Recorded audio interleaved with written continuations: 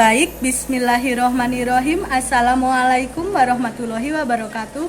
Hai teman-teman semua, apa kabar kalian? Semoga dalam keadaan sehat ya.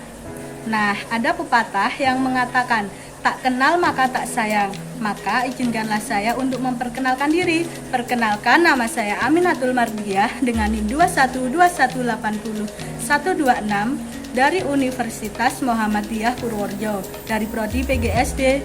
Nah, di sini saya akan menjelaskan tentang humanistik teori. Di dalam materi ini terdapat beberapa bagian. Yang pertama ada pengertian humanistik teori. Yang kedua ada pengertian menurut para ahli. Kemudian yang ketiga ada relevansi dengan anak sekolah dasar. Kemudian yang keempat ada pengimplementasian teori kepada anak sekolah dasar. Yang kelima ada kelebihan, dan yang terakhir ada kekurangan dari teori humanistik ini. Kita lanjutkan ya teman-teman, apa sih yang dimaksud dengan humanistik teori? Teori belajar humanistik adalah teori yang menyatakan bahwa manusia berhak mengenali dirinya sendiri sebagai langkah untuk belajar, sehingga mampu untuk mencapai aktualisasi diri. Teori ini beranggapan bahwa proses belajar dinilai lebih penting daripada hasil belajar itu sendiri. Selain itu, terdapat pengertian secara umum, yaitu teori humanistik memanusiakan manusia, di mana peserta didik bisa menggali kemampuannya untuk diterapkan di dalam masyarakat. Jadi, teori ini melihat dari proses belajar daripada hasilnya. Kemudian yang kedua ada pengertian teori humanistik menurut para ahli. Yang pertama itu ada Arthur Combs. Beliau berpendapat bahwa belajar merupakan kegiatan yang bisa dilakukan di mana saja dan menghasilkan sesuatu bagi dirinya. Pada kegiatan belajar, seorang guru tidak boleh memaksakan hal-hal yang tidak disukai oleh peserta didik. Nah, jadi jika guru melakukan hal-hal yang tidak disukai oleh peserta didik akan menimbulkan beberapa dampak seperti yang pertama, takut untuk berpendapat, kemudian yang kedua tidak bisa membuat keputusan, yang ketiga tidak ada motivasi dari dalam diri siswa. Nah, kita lanjutkan ya teman-teman. Yang kedua itu ada Abraham Maslow. Menurut Abraham Maslow, belajar adalah rangkaian proses yang harus dilalui untuk mengaktualisasi diri.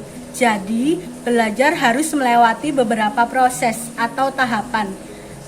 Belajar di sini tidak langsung bisa ini, bisa itu. Jadi harus melewati beberapa tahapan atau proses. Kemudian yang ketiga ada Carl Rogers. Menurut Rogers, pada proses belajar dibutuhkan sikap saling menghargai dan tanpa prasangka antara individu yang sedang belajar dan pihak yang memberi pembelajaran.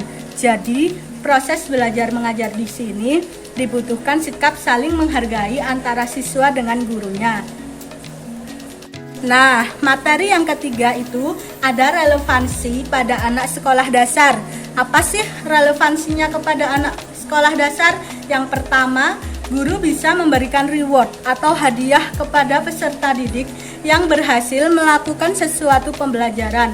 Karena apa? Supaya peserta didik semangat dan termotivasi pada saat pembelajaran.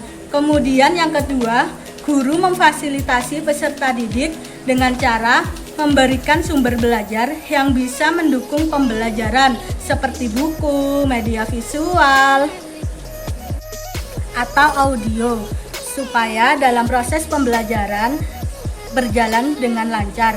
Kemudian materi yang keempat ada implementasi teori humanistik terhadap anak didik.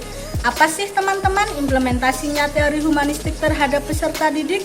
Baik, yang pertama, guru menghargai kreativitas, mendorong prestasi, dan memberikan kebebasan belajar kepada peserta didik.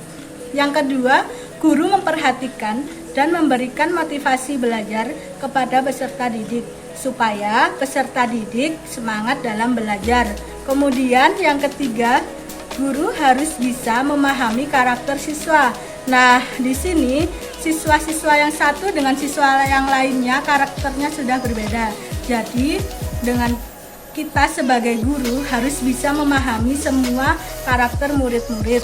Kemudian selanjutnya menyediakan sumber belajar seperti buku, media visual maupun audio supaya pembelajaran berjalan dengan lancar. Kemudian implementasi yang terakhir, menjalin komunikasi dan mengkondisikan suasana belajar supaya tetap kondusif dengan cara memberikan tepuk semangat, tepuk anak pintar, dan lain sebagainya. Baik, kita lanjutkan ya teman-teman. Untuk materi yang kelima ini ada kelebihan dari teori belajar humanistik. Apa sih kelebihan teori belajar humanistik? Nah, yang pertama, menekankan pada pembentukan kepribadian, hati nurani, perubahan sikap pada setiap individu. Jadi, dengan belajar, kita bisa merubah sikap kita pada setiap individu. Mana sikap yang baik dan mana sikap yang kurang baik. Kemudian menumbuhkan minat untuk terus belajar. Dan bisa mengubah sikap dan pola pikir individu. Jadi, dengan belajar, kita bisa mengubah sikap dan pola pikir individu. Bagaimana sikap yang baik, bagaimana sikap yang tidak baik itu ya. Nah, tadi sudah ada kelebihan, pasti ada kekurangannya. Apa sih kekurangan teori belajar humanistik teman-teman?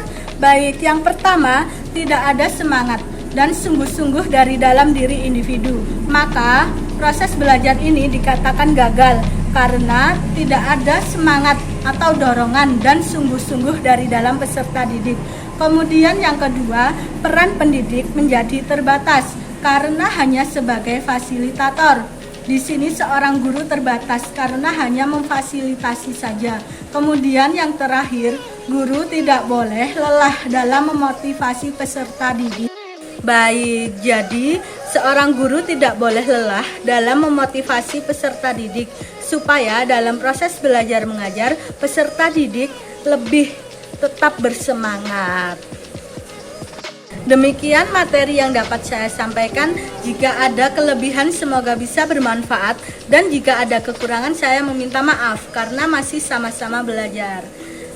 Wassalamualaikum warahmatullahi wabarakatuh.